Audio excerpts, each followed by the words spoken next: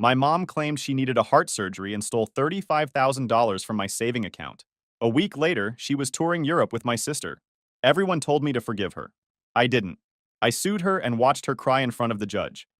Hey Reddit, I grew up in a house where the favorite child title wasn't a mystery. It was printed on Brianna's forehead. So I minded my business, built my own life, and kept my distance. But apparently, letting me be happy was too much for them. Before things went completely off the rails, let me take you back to how all this actually started. My name's Jake.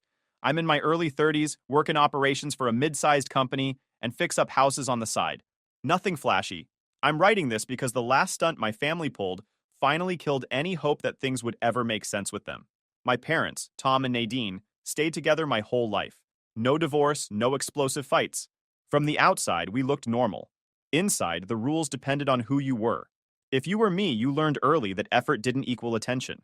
If you were my sister Brianna, you learned that the world would bend before she had to.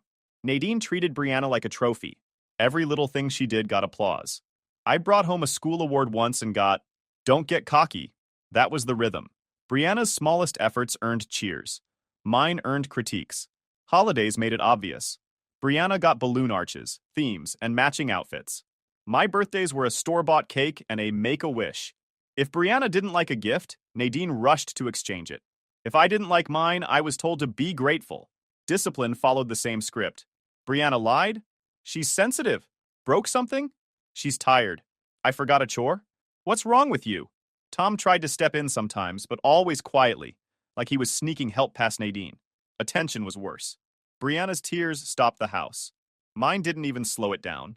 I once cut my hand bad enough for stitches. Nadine said, "You're fine." Tom drove me to urgent care while she complained about the gas. Extended family didn't help. Aunt Greta appeared anytime Nadine hinted at free food or fun.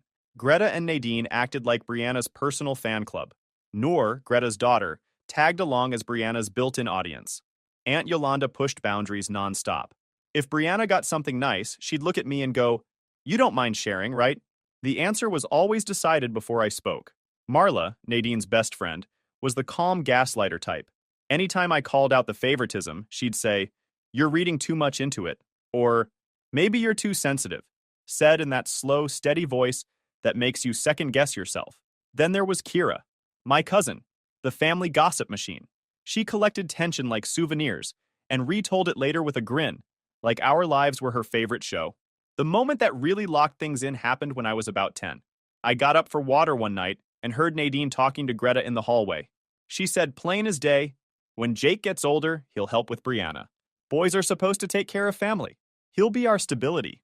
Like I wasn't a kid in the next room, like I was a future paycheck. I just stood there, listening. Nadine talked about Brianna's future like it was sacred. She talked about mine like it was her backup plan. No mention of what I wanted or who I was. Just what I'd be good for. I didn't cry. Didn't confront anyone. I just stored it away. That's how I handled things even back then. Quiet ledger in my head, noting who meant what and who I could actually count on. That was the night I understood the roles were locked in. Brianna got the spotlight, I got the scraps.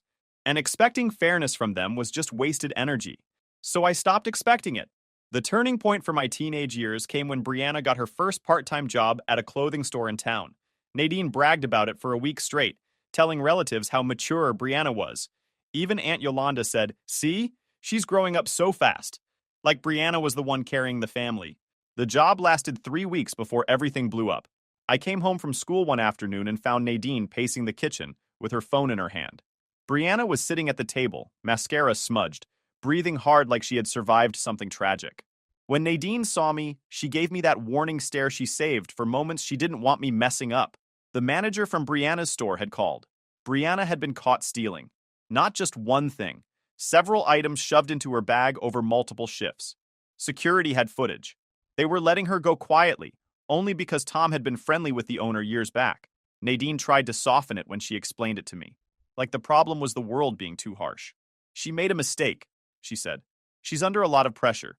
You don't understand how sensitive she is." Brianna immediately threw herself into a meltdown, like it was a performance she had practiced. Full shaking, hands over her face, loud gasps, all of it. She said she felt attacked and misunderstood, and Nadine acted like she was watching her child collapse under the weight of the universe.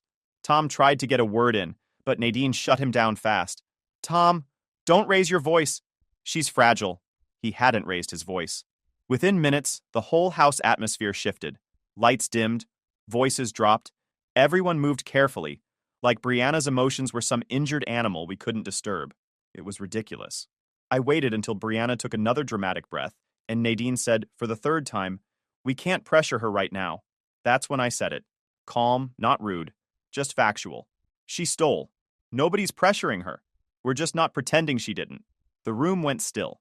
Brianna froze mid-sob, like she wasn't expecting anyone to break the script. Nadine turned on me immediately. Not confused, angry, like I had crossed some sacred line. "Jake, how can you say that right now?" she snapped.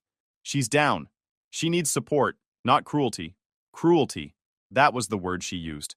Not for the stealing, not for the store losing money, not for Brianna lying about it, for me pointing out reality.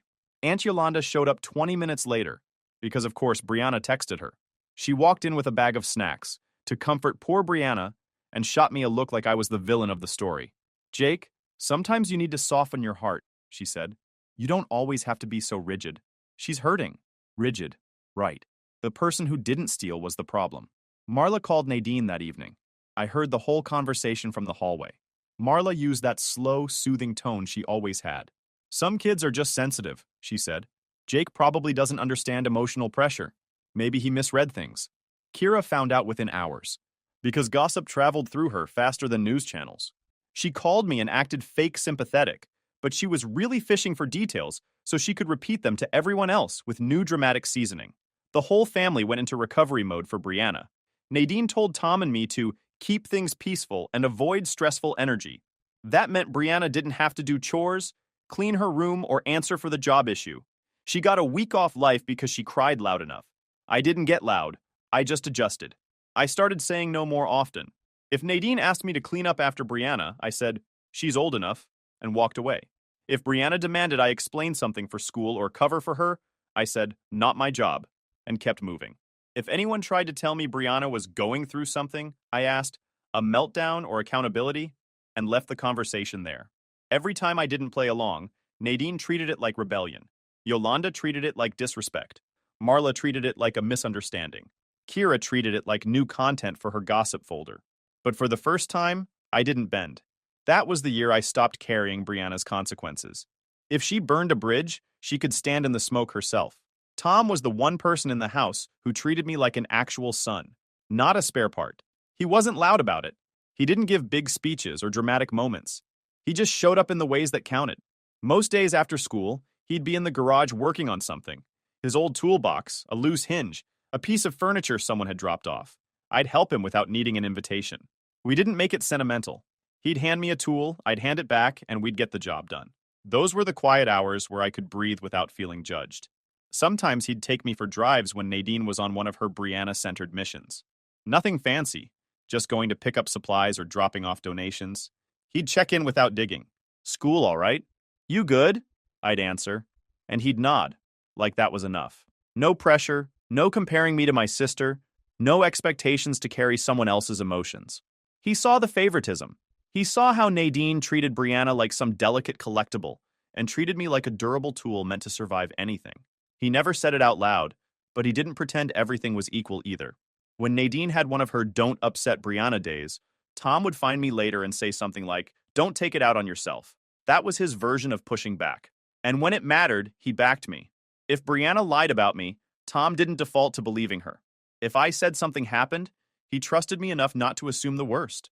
That alone was something Nadine never gave me. Meanwhile, Brianna's entitlement just kept growing. Every time she got away with something, it rewired her. She started expecting special treatment everywhere, not just at home. If a teacher gave her a bad grade, it was unfair. If a friend didn't invite her somewhere, it was jealousy. If a rule applied to her, it was too harsh. Nadine fed it every step of the way, telling her the world was supposed to adjust for her feelings.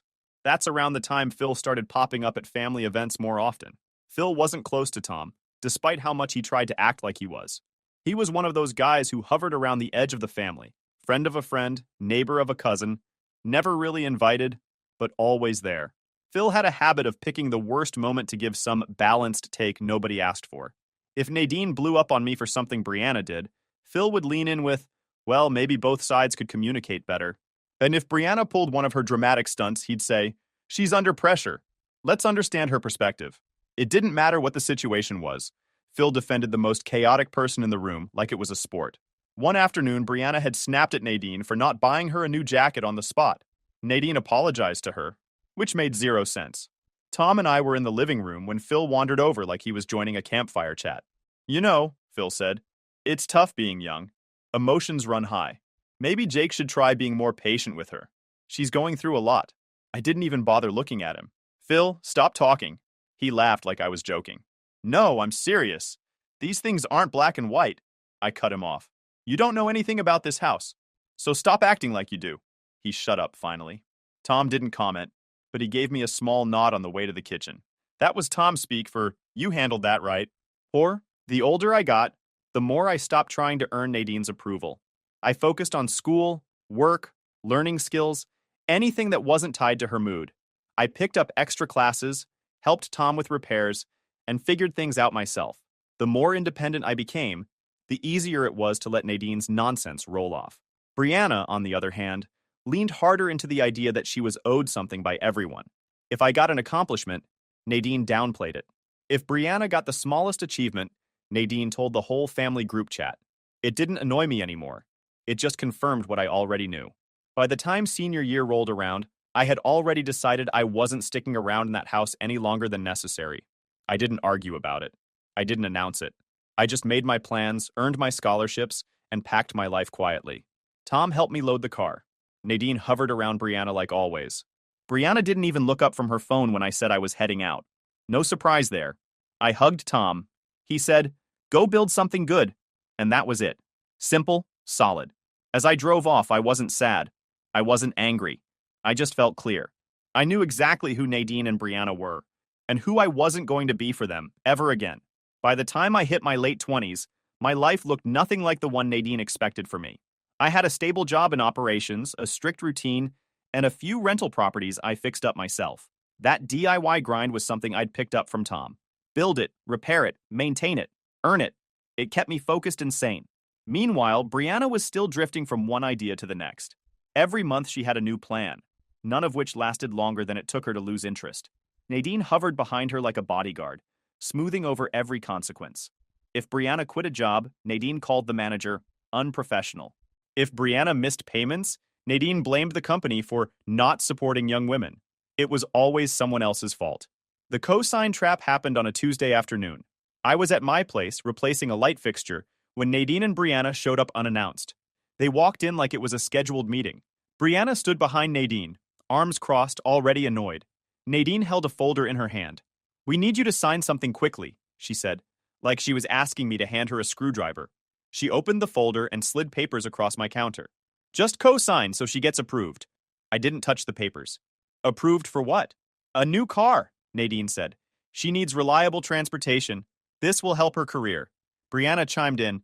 It's not even a big deal. I'll handle the payments. She wouldn't. I knew it. Nadine knew it. Everyone with eyes knew it. The car was expensive, way out of her budget. The kind of thing someone buys for the image, not the need. It was obvious Brianna wanted it because her friend got one recently. I pushed the papers back across the counter. No. Nadine blinked like she didn't hear me. Jake, don't start. She needs this. No, I repeated. Calm. Final. Brianna's mouth dropped open. Are you serious? You're really doing this right now? Nadine raised her voice immediately. She's trying to move forward in life. You, of all people, should support that. I'm not tying myself to a loan she can't afford, I said. You want her to have a car? Buy one within her budget. The volume in the room jumped fast. They acted like I had personally blocked her from breathing. Nadine said I was killing her momentum. Brianna said I was jealous. Nadine tossed out her favorite line. Family lifts each other up. I didn't move. I didn't raise my voice. I just waited for them to run out of steam. They eventually stormed out, slamming the door like I'd betrayed them on a national level. A month later, Tom got sick. It came fast. 1 week he was fine. The next, he was in the hospital, unable to catch his breath. The diagnosis hit like concrete. Something severe, late stage, not a lot of time. I was there for the hard parts because that's what you do for the person who actually raised you. I sat with him during treatments. I talked with his doctors. I helped him eat on the days he couldn't manage it. I watched his energy shrink week by week. Nadine and Brianna showed up when it made them look good. Perfect timing. Right before visiting hours ended, right before a nurse walked by, right when other relatives might be arriving. Brianna brought cameras more than she brought comfort. Nadine hovered near the doorway like she was checking attendance. Tom passed on a quiet morning. I was there. Nadine wasn't. Brianna wasn't. They arrived later and acted shocked, like his timing had personally offended them. The funeral home meeting was where Nadine tried to rewrite history in real time. She walked in with a binder and a voice full of authority, talking like she had carried Tom through every part of his illness. She used the phrase, "our family moment," at least 3 times before we sat down. She tried taking control of the entire process. Music, speakers, order of events. She even pushed for Brianna to speak at the service. She was so close with him, Nadine said. Brianna stared at her phone the whole sentence. The funeral director turned to me because Tom had left instructions naming me as his point of contact. Nadine noticed and immediately tried to wedge herself in. Jake, you should include your sister in everything. This is about unity. I leaned back in my chair. Nadine, Brianna wasn't here for him. She barely visited. She's not giving a speech. Nadine stiffened. Are you questioning her grief? I'm stating the truth, I said. We're not performing anything for the room. She looked stunned, then offended, then overwhelmed, her usual cycle. She asked the funeral director to consider the whole family's feelings, but he kept looking at the paperwork. My name, my authority, Tom's choice. I shut it down clean. Every attempt she made to control something, I blocked with one sentence. No yelling, no back and forth, just clarity. A few weeks later, the inheritance settled. Tom left everything to me. His accounts, his small savings, the things he owned outright. Nadine acted supportive for 2 days, like she respected Tom's wishes. Brianna played polite for maybe 10 minutes, but the tone shifted fast. The way they talked, the way they asked questions, the way Brianna kept circling around topics like stability and future plans. I'd known them long enough to recognize the start of a pattern. They weren't grieving anymore. They were circling. Tom set up a savings account for me when I was a kid. It was a custodial account in my name under our state's UTMA, with Nadine listed as the custodian. Legally, the money was mine. She just had transaction authority until I was of age. We never rushed the retitling while Tom was alive, because there was no reason to. After he died, the bank still showed her as custodian on the paperwork, which meant getting it retitled to me required slow retitling forms and ID verification. Exactly the kind of process Nadine could drag out. I never touched it because I didn't need to. Scholarships and work paid my way, and Tom always said, leave it for when it actually matters. Nadine never went near it while he was alive. Not out of respect, just out of fear of Tom's eyebrows when she tried something shady. After he died, I should have known that account would start looking like a vending machine to her. But before she hit it, she did the warm-up rounds. She tried a couple small health scares, the same pattern she'd been testing before. One morning, she claimed her chest felt compressed. I told her, give me the clinic info. I'll pay them directly. She suddenly felt great. Another day it was dizziness. Same answer from me. Same miraculous recovery. I thought she was bored, not sick. Then she decided to make it big. I was at one of my rentals replacing a damaged step when Brianna called sounding like she was auditioning for a disaster movie. Jake, Mom collapsed. She won't get up. Please answer. I heard movement, crying, the echo of a room with too many people in it. Then a voice in the background, deep, calm, and official enough to make me stop what I was doing. Ma'am, step back. Let her breathe. Brianna put the phone on speaker. Another voice said, possible cardiac event. We're transporting her now. Okay, that'll get your attention, even if you don't trust the people involved. I headed to the hospital. When I got there, Nadine was in a bed with monitors attached, looking pale enough to convince someone who wasn't used to her performances. A nurse explained they'd done preliminary tests, but she needed follow-up with a cardiology specialist out of state in Arizona, someone with immediate openings for evaluation. Everything looked real enough. Actual staff, actual equipment, actual hospital. Later that night, Nadine emailed me a treatment estimate. I opened it expecting her usual amateur hour scams. Instead, it looked like something a real hospital billing department would send. Hospital letterhead cardiology department listed procedure codes, a digital signature, a patient coordinator contact. It was polished enough that you'd need to know medical coding to spot flaws. Most people wouldn't. And I wasn't going to accuse a hospital of lying based on a gut feeling. The total estimate, $70,000. I didn't offer her a dime. I gave her the same line I always did. Give me their billing department. I'll pay them directly. She hesitated, claimed she didn't want to bother them, which is a strange thing to say when your heart is supposedly malfunctioning. I repeated myself. She promised she'd look into it tomorrow. That was the end of that conversation. The next morning, Nadine and Brianna announced they were flying out for a month-long cardiac recovery program in Arizona. According to them, the specialist needed extended monitoring and lifestyle evaluation. Sure, sounds exactly like something a cardiologist would prescribe to a woman whose idea of exercise is arguing with customer service. I didn't hear from them for a week except short texts. Landing soon, settling in, test tomorrow, nothing concrete. That didn't raise alarms. Being vague is their default setting. Then Lily, my friend who's known Nadine's tricks for years, sent me screenshots. It was Brianna, at the Eiffel Tower, full pose, full makeup, big smile, zero signs of medical stress. Time-stamped from that morning. I thought it was a joke. Then Lily sent another. Aunt Greta on a rooftop bar in Barcelona. Then Noor shopping in Milan, twirling in a new outfit. Then Brianna again, this time in Spain, drink in hand, laughing like she'd just won the lottery. Lily wrote, "Thought your mom was in Arizona?" Yeah, that was the story. I opened the mobile banking app to check something unrelated and noticed a drop in my childhood savings account balance. A big drop, 35,000 gone, then another smaller withdrawal, all labeled authorized by account owner, which legally meant Nadine. She still had live custodian authority on the account profile, even though the funds were legally mine.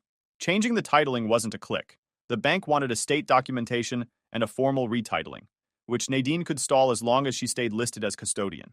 Everything clicked into place. The collapse, the specialist, the polished bill, the sudden urgency, the vague texts, the 1-month recovery, the Europe itinerary disguised as medical care. She didn't wait for my approval. She didn't need it. She just waited for the moment Tom wasn't there to block her and drained a big chunk of the account like she was grabbing snacks before a road trip. 3 days later, Nadine emailed another bill. This one looked legitimate too, until you actually read it. One tell, the 10-digit national provider identifier on the letterhead is registered to a dermatologist in another state, not a cardiologist. Professional forgery, amateur planning. Instead, I sat down, logged into everything, and began documenting. Not with dramatic flair, just the same way I track expenses for a renovation. Dates, names, screenshots, transfers, emails. It was a heist, and now it was traceable. I didn't waste time. After seeing the Europe photos and the withdrawals from the childhood account, I called Nadine. No warm-up, no small talk. Why did you take money from the savings account? I asked. Silence. Then a long inhale like she was preparing a monologue. You authorized it, she said, voice already wobbling like she wanted to cry her way through the lie. You agreed to help with my treatment. Brianna heard you. Brianna shouted from somewhere nearby. Yeah, you said you'd cover it. He's twisting things now. Of course. The chorus. I never authorized anything, I said. I told you I'd pay the hospital directly. Nadine sped up. That's her tell, lying faster than her brain can keep up. Well, that's what you meant. You told us to take care of it however we needed. And the specialist? There was no specialist, I cut in. You were at the Eiffel Tower. She choked on her response. We needed a break. The stress, the tests. You don't understand what it's like to be sick. Brianna jumped in again, louder this time.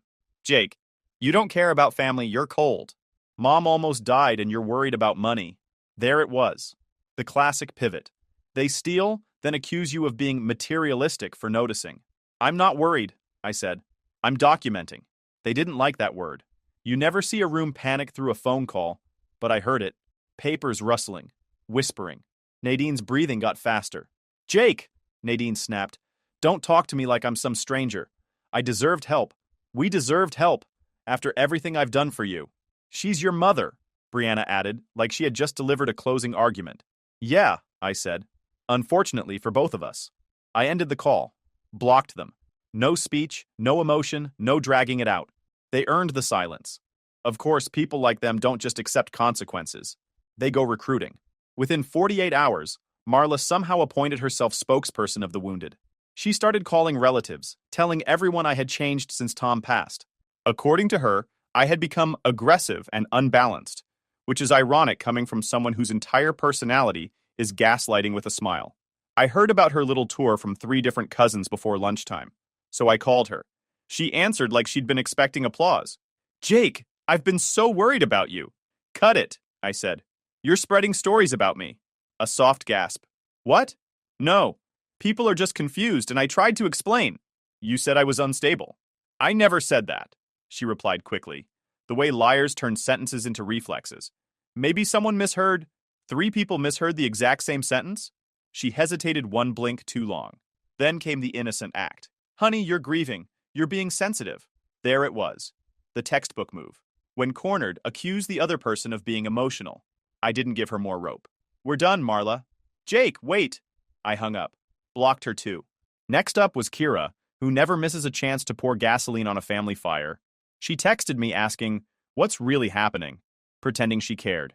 I told her the truth in one line. Nadine stole from the account. Brianna helped cover it. Simple. Factual. 5 minutes later, she screenshot my message and dumped it into the family group chat with the caption, "Jake has officially lost it. He's obsessed with money. This is disgusting." She even added a crying emoji for dramatic effect. She forgot I don't play phone tag. I blocked her before she finished typing her next sentence. No reaction, no explanation. Just a quiet removal, which pissed her off more than anything I could have said. Then came Aunt Yolanda, the self-appointed ethics officer of the family. She called me like she was summoning a child to the principal's office. "I heard what you did," she said. "You need to take responsibility. Your mother and sister are struggling. Money comes and goes, but family." "Yolanda," I said, "you've never seen a boundary you didn't want to violate." She sputtered. "Excuse me?" "You heard me." I hung up. Didn't give her a chance to reload. Finally, Phil arrived on schedule. Phil is the guy who loves giving balanced opinions despite never knowing the facts. He texted me with his usual tone-deaf wisdom. "Maybe your mom didn't mean to take the money. Grief makes people do strange things." "Sure. And gravity makes things fall." "Thanks, Professor." I responded with, "She bought thousands worth of handbags in Italy. If grief does that, the whole world's in trouble." Phil typed back a paragraph about communication and understanding both sides, but I didn't read it. Block. By the end of the week, it was like someone had shaken a snow globe full of idiots. They were everywhere, calling, messaging, whispering. The smear campaign was running at full speed, powered by the 2 people who had the most to lose if the truth got out. But none of it did what they wanted. There was no meltdown, no yelling, no dramatic counterattack, just clean exits. People think cutting off family is hard. It isn't. What's hard is pretending their behavior makes sense. Once you stop doing that, the rest is easy. I spent the next few days quietly organizing everything. Bank statements, withdrawal timestamps, Europe photos, fake medical bills. Every message they'd sent bragging about recovery, every lie, every revised lie. I didn't know exactly what the next move would be yet, but it wasn't going to involve talking to them anymore. Conversation time was over. Performance time was over. This was the part where things finally got interesting, and I was done playing nice.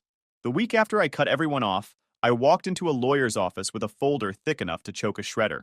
The receptionist gave me a polite smile, the kind people use when they're wondering what level of trouble you're carrying in that binder.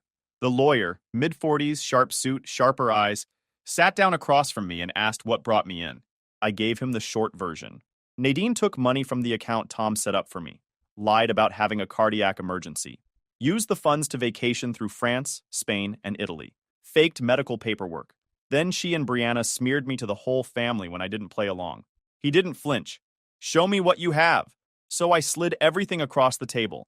Bank statements showing the withdrawals, screenshots of Brianna posing in front of landmarks instead of hospital rooms, the specialist paperwork with wrong codes, the Europe itinerary masquerading as a recovery plan, the family group chat where Brianna claimed I agreed to help, and the rumors Marla and Kira had been spreading about me being unstable. He skimmed without slowing down. "You have a strong case. This is fraud, conversion, unjust enrichment, breach of fiduciary duty under a custodial account, and depending on how far the lies went, defamation." Exactly what I expected. He explained the process. Before filing a lawsuit, he needed to send a demand letter. A final chance for Nadine and Brianna to act like human beings before the court got involved. I didn't care either way, but protocol is protocol. The letter went out the next morning. It required them to return the money, correct their lies, and stop using my name for their victim act. It took a week for them to pretend they hadn't seen it. Then Brianna broke the silence, sending a paragraph that had the energy of someone trying to sound mature while crying over a keyboard. She claimed she used the money responsibly and that I was punishing her for taking care of Nadine. She tried to make it my fault that she chose Europe instead of a clinic. Nadine followed it with a message that read like she'd swallowed a thesaurus of guilt. According to her, I owed her support because that's what sons do. And apparently her trip to Italy counted as emotional recovery. Neither message included the phrase, "I'll return the money." I forwarded both to my lawyer. His response was short. We file. The lawsuit included everything it needed to. Fraud for faking the medical emergency. Conversion for dipping into an account she had no right to touch without consent. Unjust enrichment for the trip. And defamation for the lies they spread to cover themselves. Court took a few months to schedule. When the day came, Nadine walked in wearing a soft blue sweater and clutching tissues like awards. Brianna looked like she spent 3 hours trying to pick an outfit that said victim but still fashionable. Their lawyer looked tired before we even started. My lawyer presented the timeline cleanly. The withdrawals, the forged medical documents, the flights to France dated the exact same day Nadine claimed she was undergoing diagnostic testing. Brianna's social media posts, the group chat lies, Marla's gossip trail, Kira's dramatic screenshot stunt. The judge didn't interrupt once. Then Nadine took the stand and delivered the performance of her life. She claimed she thought she had permission to use the money, claimed she was confused after Tom's death, said the trip overseas was for her health because stress affects the heart. The judge asked her why she needed designer handbags for heart recovery. She said, comfort items reduce anxiety. Even her lawyer winced. Brianna tried to help by saying she remembered me giving verbal approval. The judge asked her when and where. She changed the answer 3 times in 30 seconds, then said she was too emotional to recall. The judge told her that wasn't going to work. By the end, Nadine and Brianna weren't defending themselves. They were improvising, and badly. Every excuse contradicted the last. Every answer dug them deeper. Every attempt at sympathy collapsed under the weight of the evidence. The ruling wasn't dramatic. The judge didn't even raise her voice. In our state, the judge simply laid out what they owed.